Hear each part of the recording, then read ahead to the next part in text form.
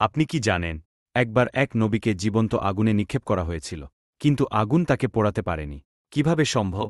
চলুন আজ জানি সেই বিস্ময়কর কাহিনী। নবী ইব্রাহিম আলাইহিসসালাম এর জাতি ছিল মূর্তিপূজারী।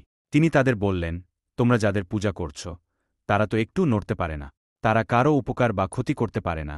সূরা আম্বিয়া। কিন্তু লোকেরা তার কথা শুনল না, বরং তারা রেগে গেল। তারা সিদ্ধান্ত নিল তাকে আগুনে পুড়িয়ে হত্যা করবে। লোকেরা এক বিশাল অগ্নিকুণ্ড তৈরি করল। আগুন এতটাই শক্তিশালী ছিল যে কাছেও যাওয়া যাচ্ছিল না।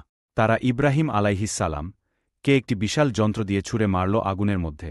তখন ইব্রাহিম আলাইহিসসালাম বললেন, হাসবুনাল্লাহু ওয়া নিয়ামাল ওয়াকিল, অর্থাৎ আমাদের জন্য আল্লাহই যথেষ্ট, তিনিই সর্বশ্রেষ্ঠ কর্মবিধায়ক। সহিহ বুখারী। আল্লাহ তাআলা ফেরেশতাদের পাঠালেন। আল্লাহ কুরআনে বলেন, হে আগুন, তুমি হয়ে যাও ঠান্ডা এবং নিরাপদ ইব্রাহিমের জন্য।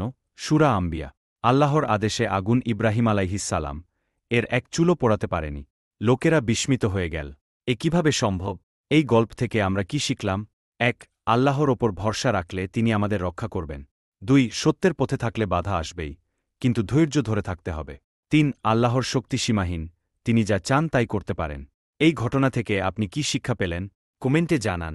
ভিডিওটি ভালো লাগলে লাইক ও শেয়ার করুন।